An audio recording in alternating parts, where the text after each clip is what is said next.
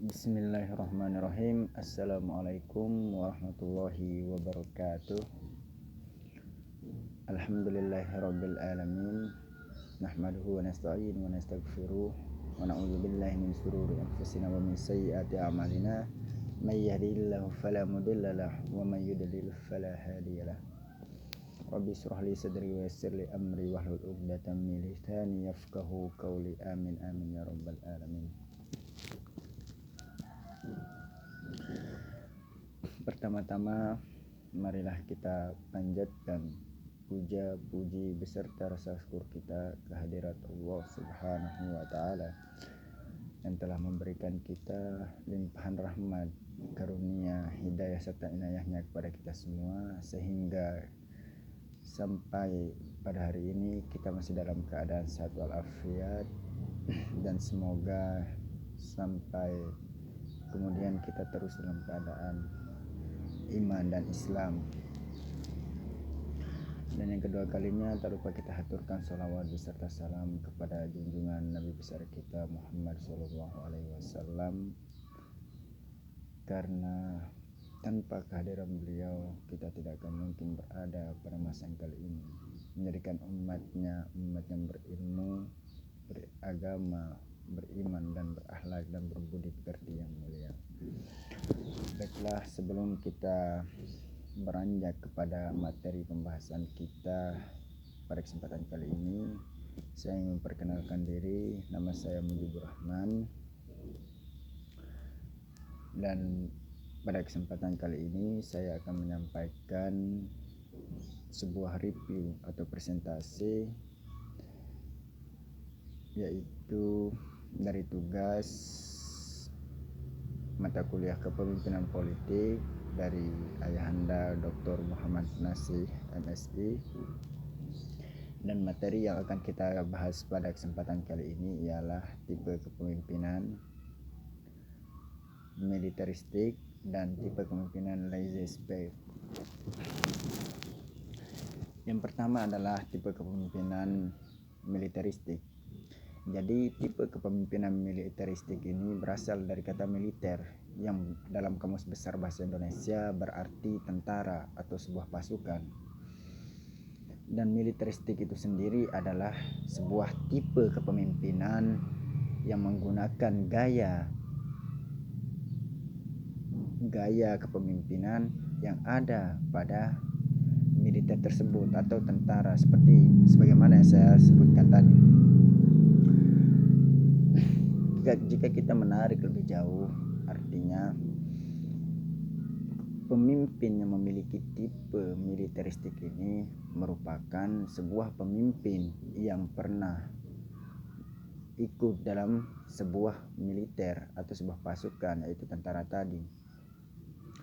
Tipe kepemimpinan militeristik ini cenderung bersifat kaku, karena sebuah gaya dari kepemimpinannya itu ia terapkan sebagaimana yang ia dapatkan ketika ia berada pada sebuah kemiliteran, yang artinya di sini sifat kaku, tegas, disiplin dan formalitas yang ia dapatkan di militer akan ia bawa kepada kepemimpinannya tersebut.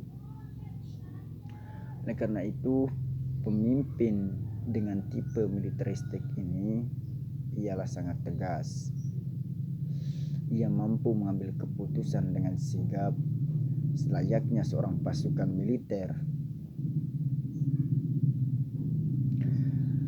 Dan jika kita melihat atau kita mengambil contoh di Indonesia, kita tentu mengenal sosok Soeharto, Presiden kedua Indonesia yang menjabat selama 32 tahun pada masa Orde Baru. Ia merupakan seorang mantan pasukan militer, yaitu jenderal yang sangat dikenal tegas pada masanya, yang kemudian diangkat menjadi presiden ketika Presiden Soekarno tumbang pada masa itu. Jadi selama Soeharto menjabat sebagai seorang presiden, ia menerapkan bagaimana sistem-sistem yang ada di kemiliteran itu dalam kepemimpinannya, yaitu memimpin negara Indonesia ini. Sebagaimana yang telah kita ketahui dari sejarah-sejarah, cerita-cerita bagaimana gaya kepemimpinan Soeharto tersebut, yaitu ia sangat keras memimpin, layaknya memimpin seorang pasukan. Jadi tidak ada boleh perbedaan pendapat, perbedaan pandangan, pemikiran dan lain sebagainya, karena kepemimpinan itu mempunyai satu tonggak. Gaya kepemimpinannya itu hanya berpusat pada pemimpin saja, artinya bawahan-bawahan yang ada di bawah mereka tersebut tidak diizinkan untuk memberikan sebuah kritik, masukan, saran dan lain sebagainya, karena pemimpin yang memiliki sifat militer ini cenderung keras dan berpikir bahwa dia lebih paham daripada bawahan-bawahannya. Oleh karena itu, ia tidak akan pernah mau mendengarkan apapun masukan, kritik yang akan diberikan, baik itu oleh bawahannya, masyarakat, dan orang lain yang berada di sekitarnya, dikarenakan ia merasa lebih paham akan tugas bagaimana ia membentuk sebuah kebijakan dalam kepemimpinannya. Artinya tidak ada fungsi penting, tidak ada peranan penting yang dapat diambil oleh masyarakat bawahan ketika seseorang yang memimpin adalah seseorang dari kalangan militer, sebagaimana kita ketahui Pak Soeharto. Jadi tipe kepemimpinan militeristik ini cenderung akan mengarah kepada otoriter. Dikarenakan apa? Karena ketegasan keras pendidikan yang ia tempuh sewaktu ia berada di dalam ranah militer, kemudian ia bawa kepada instansi pemerintahan, maka itu sangat bersifat fatal.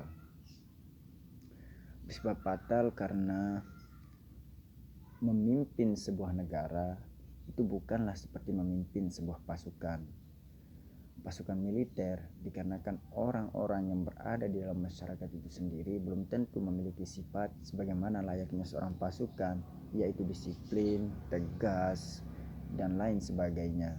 Maka seharusnya pemimpin tersebut lebih tahu pada posisi mana ia memimpin, sehingga ia tidak memaksakan apa yang telah menjadi kehendaknya ketika ia berada dalam ranah militer, kemudian ia harus bawa kepada instansi ataupun lembaga yang ia pimpin.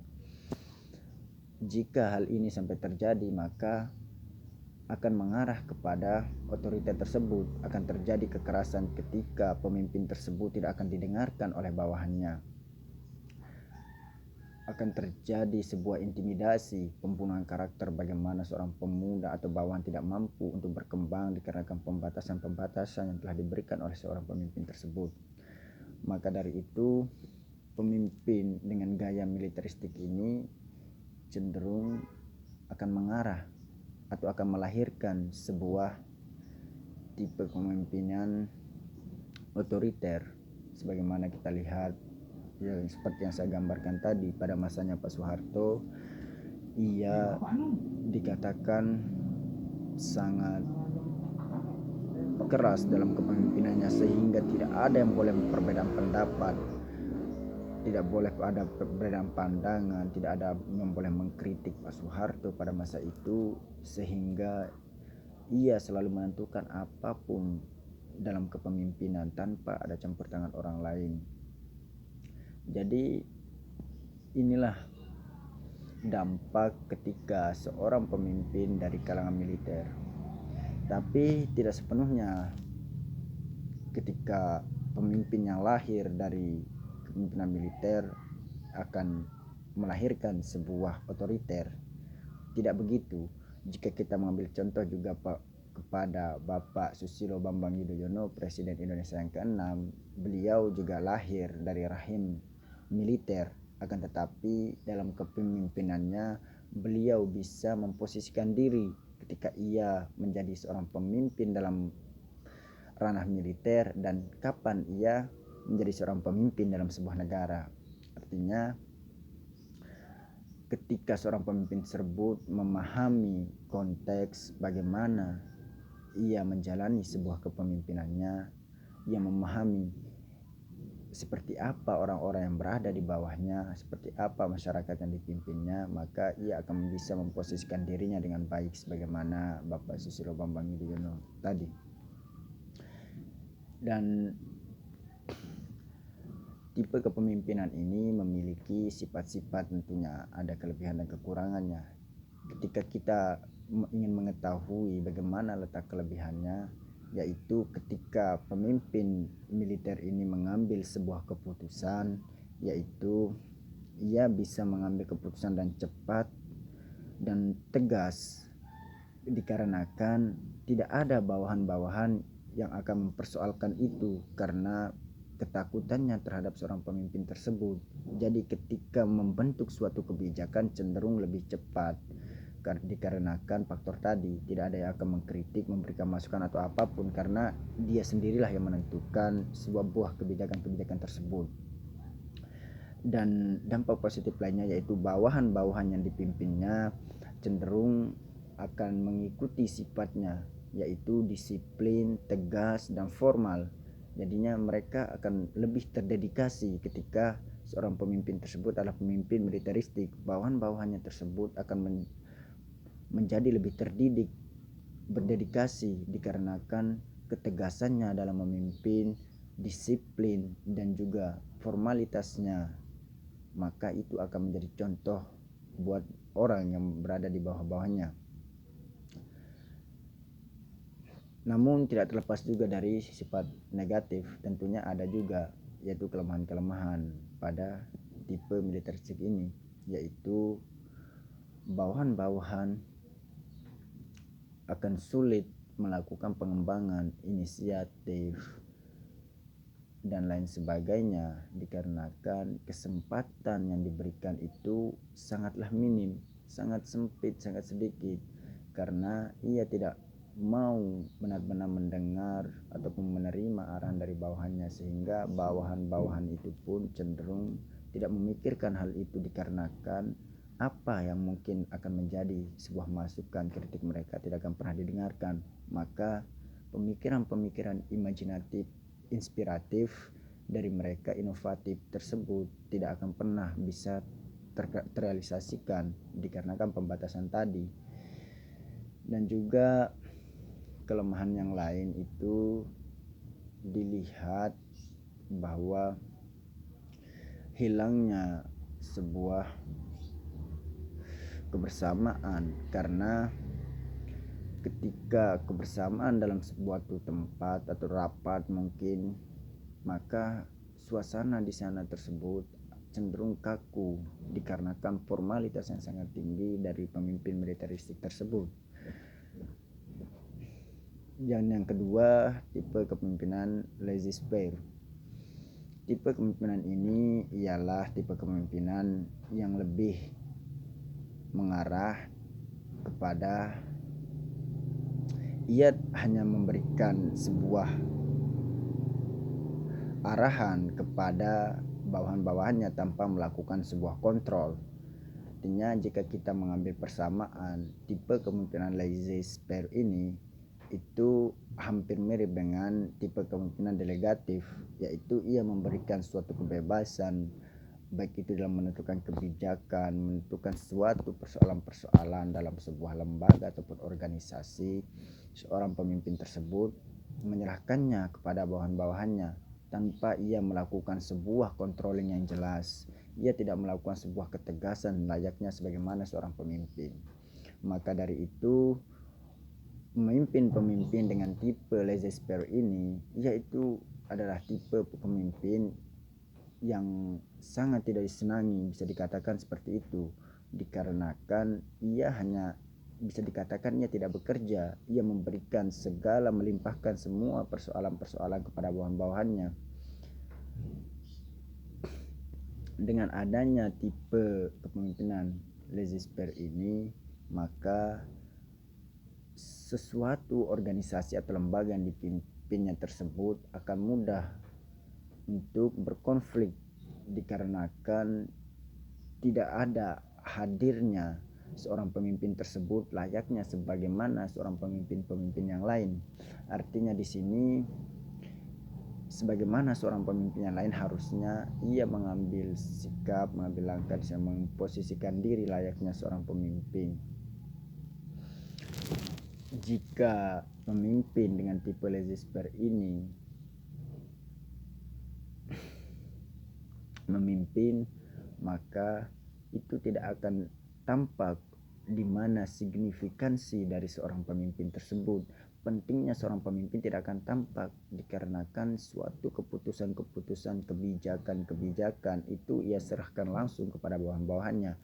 Artinya di sini pemimpin itu tidak akan pernah tampak sebuah signifikansinya dikarenakan hal-hal tersebut. Dampak kelebihan yang ada pada tipe kepemimpinan laissez-faire ini ialah artinya bawahan-bawahan akan lebih menimbulkan sifat inisiatif mereka dikarenakan diserahkannya sebuah keputusan penuh di tangan mereka oleh seorang pemimpin tersebut, maka mereka harus bisa lebih berpikir, lebih inspiratif, imajinatif, inovatif, sehingga bagaimana apa yang telah dilimpahkan kepada mereka itu mampu mereka kontrol dengan baik.